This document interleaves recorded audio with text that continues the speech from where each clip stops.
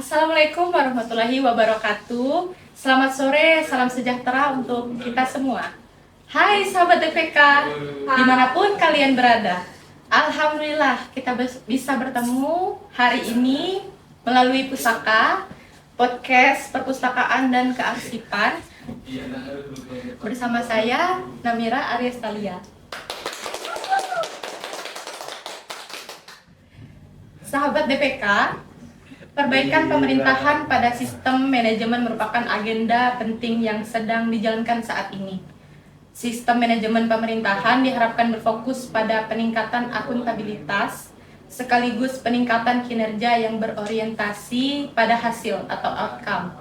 Sehubungan dengan hal tersebut, pemerintah telah menetapkan kebijakan untuk penerapan sistem pertanggungjawaban yang jelas, teratur, efektif yang disebut dengan SAKIP atau Sistem Akuntabilitas Kinerja Instansi Pemerintah, yang merupakan penerapan manajemen kinerja pada sektor publik.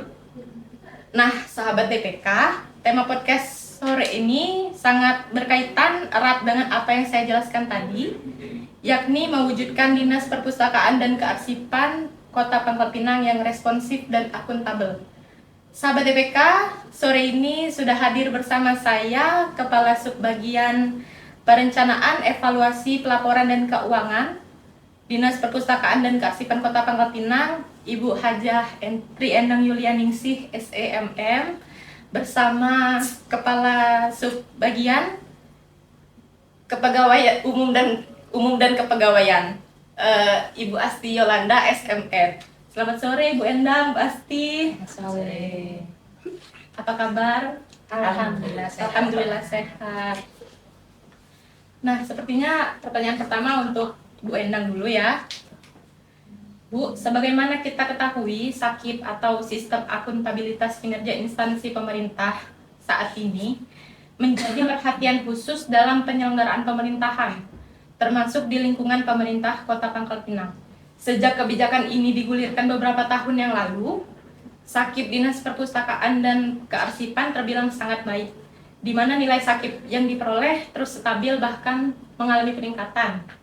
Baru-baru ini dinas kita juga sudah menerima hasil penilaian dan syukur alhamdulillah kita mendapatkan nilai BB. Tanggapan Ibu gimana?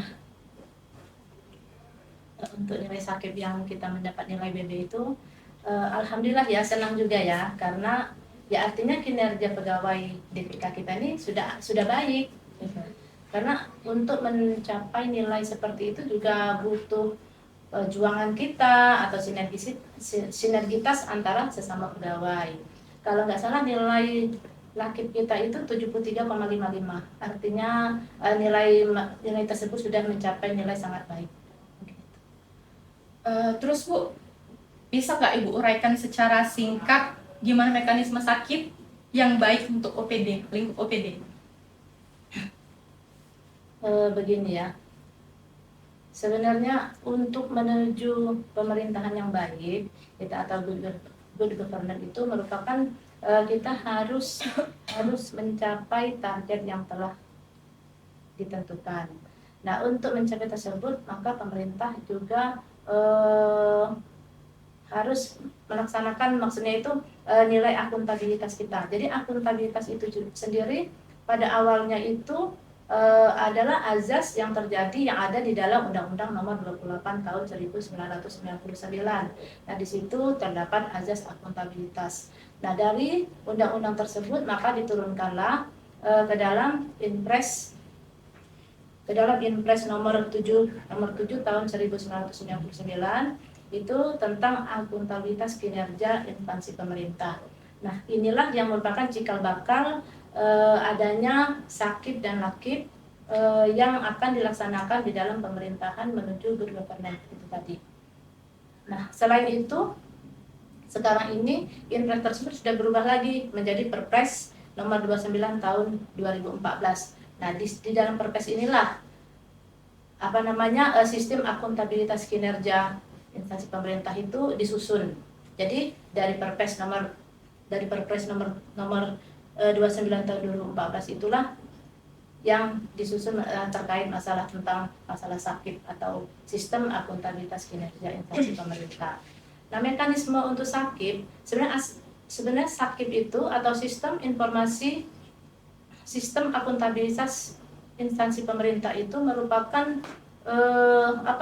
penyelenggaraan yang dimulai dari perencanaan, penganggaran, kemudian pelaporan yang harus sesuai dengan keuangan pemerintahan. Jadi menurut undang-undang bahwa mekanisme SAKIP itu beda dengan LAKIP ya. Jadi LAKIP itu produk akhir daripada SAKIP. Jadi karena di sini dimulai dari perencanaan, maka mekanisme SAKIP itu meliputi penyusunan renstra yang terdiri dari 5 tahun, kemudian IKU atau indikator kinerja utama. Nah, itu ditetapkan selama 5 tahun sekali. Jadi IKU itu terdapat di dalam renstra. Kemudian RKT atau rencana kinerja tahunan. Nah, ini dibuat setiap tahun. Nah, RKT ini penjabaran daripada renstra. Jadi digunakan setiap 1 tahun sekali, itu diperbarui sesuai dengan indikator-indikator yang terdapat di dalam renstra. Nah, RKT ini penjabarannya disebut dengan renja atau rencana kerja. Nah, untuk OPD-OPD mereka mengacu kepada renja untuk melaksanakan kegiatan tahunannya. Nah, kemudian rencana aksi. Rencana aksi ini disusun selama 1 tahun, itu untuk per triwulan. Jadi di situ kelihatan bahwa aksi-aksi OPD ataupun program-program OPD itu kelihatan di dalam rencana aksi. Nah, setelah rencana aksi baru kemudian LAKIP. Jadi pada akhir periode baru disusun LAKIP. Apabila semua unsur-unsur itu sudah terlalui, baru LAKIP disusun. Jadi LAKIP itu capaian kinerja yang dicapai oleh suatu OPD yang bersinergi atau sinkronisasi dengan keuangan yang diterima oleh OPD itu. Nah, mungkin itu. Lalu Bu, tantangan dan kendala dalam penerapan SAKIP di OPD itu seperti apa sih Bu, menurut Ibu Asti? Tantangan untuk SAKIP ya mungkin kalau diulas dari obrolan Ibu Endang tadi ya terkait yang kinerja pegawai ya, ini amat sangat kita butuhkan sekali kinerja pegawai karena di mana-mana SDM itu memang kita butuhkan, apalagi yang kompeten ya. Nah, jadi kita harus meningkatkan kompetensi pegawai. Kalau dari kepegawaian sih kompetensi yang perlu ditingkatkan. Kalau di perpustakaan ini kan kita punya pustakawan, kita punya arsiparis, ada juga kebetulan ada juga kita analis kebijakan ya Pak Riko ya. Dan jadi itu sinergi dari pegawai sangat kita butuhkan. Terus saya mau nanya, optimisme ibu-ibu ke depan gimana nih Bu? Dari Bu Endang. Mungkin saya tambahkan yang tadi. Oh iya. Ya. Jadi untuk peningkatan kinerja pegawai itu memang pegawai kita masih sangat kurang ya dari segi kuantitas. Itu karena apa? Untuk urusan perpustakaan dengan kearsipan, kita di urusan perpustakaan itu kita butuh pustakawan yang lumayan banyak ya. Apabila kita bandingkan dengan perpustakaan-perpustakaan yang ada di Kota Pangkal Pinang ini, rasanya belum seimbang dengan jumlah pustakawan yang ada di kita, apalagi kita bicara masalah kualitas. Nah, jadi dari situ saja kita sudah lihat kan bahwa kita juga harus meningkatkan jumlah atau kuantitas serta kualitasnya itu. Nah, untuk dari segi urusan kearsipan seperti itu juga. Jadi arsiparis kita sangat sedikit apabila dibanding dengan arsip-arsip yang harus kita kelola, baik itu arsip inaktif maupun arsip aktif ya yang ada di OPD-OPD. Jadi memang sebenarnya kita butuh anggaran juga Asti ya untuk meningkatkan kinerja ataupun untuk meningkatkan SDM kita. Kompetensi tadi juga pelatihan segala macam diklat gitu. Lalu dari sisi perencanaan kita kan sudah sangat baik ya Bu ya.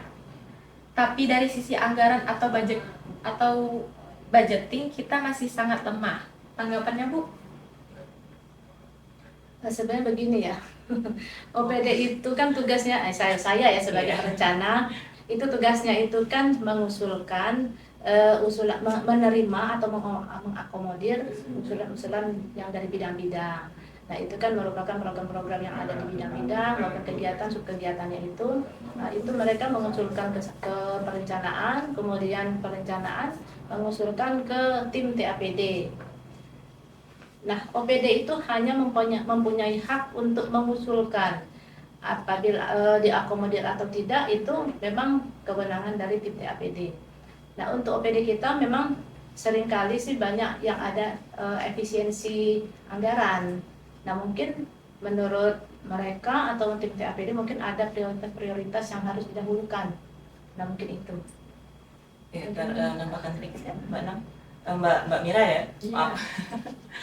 Jadi terkait penganggaran juga ya, kebetulan gedung layanan kita yang baru ini butuh juga sarana prasarana yang memadai. Jadi penganggaran yang tepat inilah yang perlu kita sinergikan ya Bu. Iya.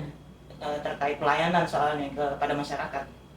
Jadi termasuk pengadaan AC, pengadaan meja kursi dan segala macam itu perlu kita anggarkan secara efektif, dan itu juga usulan-usulan kita juga tidak serta-merta disetujui gitu kan. Mungkin ada pemerintah Kota Palu mungkin mempunyai prioritas sendiri gitu kan. Ya kan, soalnya kita kan Dinas Perpustakaan dan Kearsipan ini kan ada 2 urusan wajib non dasar ya. Jadi minimal harus dipenuhi anggarannya ya kan ya. Iya. Jadi gitu ya Bu ya tanggapannya ya. Iya. Terus ngomong-ngomong Bu, soal perencanaan dan keuangan. Kan berat kan ya Bu ya? Tapi kita Menguras. berat. Iya. Kalau berat minum dulu nggak apa-apa Oh, iya. Bu. Ya.